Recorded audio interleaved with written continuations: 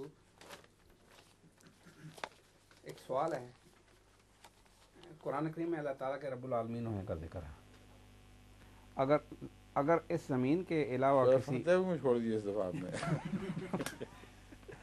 اگر اس زمین کے علاوہ کسی اور عالم کے وجود کا امکان ہے تو کیا وہاں کسی شیطان کے وجود کا بھی امکان ہے؟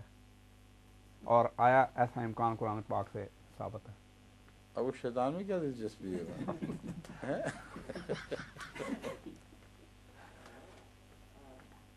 شیطان ہے کیا چیز؟ جیسے قرآن پاک میں ذکر ہے کہ شیطان بھی شیطان پر ایمان لانا ضروری ہے؟ قرآن پاک میں ذکر ہے. کہاں؟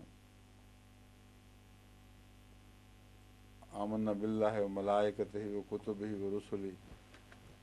شیطان پر ایمان لانے کا تو کہیں ذکر, یعنی یومن بالجبت و طاغوت تو آتا ہے برائی کے معنوں میں.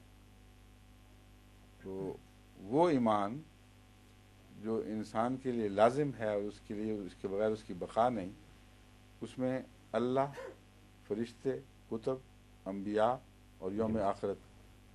شیطان تو کہیں نہیں ہے اس میں, بلکہ جو شیطان پر ایمان لاتے ہیں ان کا نفرت کے ساتھ ذکر ہے, ان کو رد کیا گیا ہے. تو آپ کو کیا شوق ہے شیطان پر ایمان لانے کا؟ نہیں, کیونکہ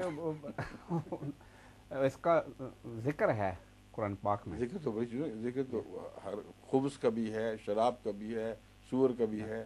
یہ کو نہیں پوچھتے وہاں سور ہوں گے کہ نہیں, شراب ملے گی کہ نہیں. جو باتوں کا جن جہانوں کا ہم سے کوئی تعلق ہی نہیں ہے. ہمیں یہ بھی نہیں پتا کہ اس کی مخلوق کس نوع کی ہوگی. ٹن کی کمپیوٹرائز مخلوق ہوگی یا اس قسم کے مادے کی ہوگی یا روحانی وجود ہی صرف ہوں گے. بے شمار امکانات ہیں جن کی تفاصیل میں جانے کی ضرورت نہیں. یہ ایمان لانا لازم ہے کہ رب العالمین, بس اتنا ہی کافی ہے. ٹھیک ہے, یعنی اس کے سب کی ان کی پرورش, ہر دیکھ بھال, ہر ضرورت کے لیے اللہ تعالیٰ وہاں بھی ہوگا ان کے لیے.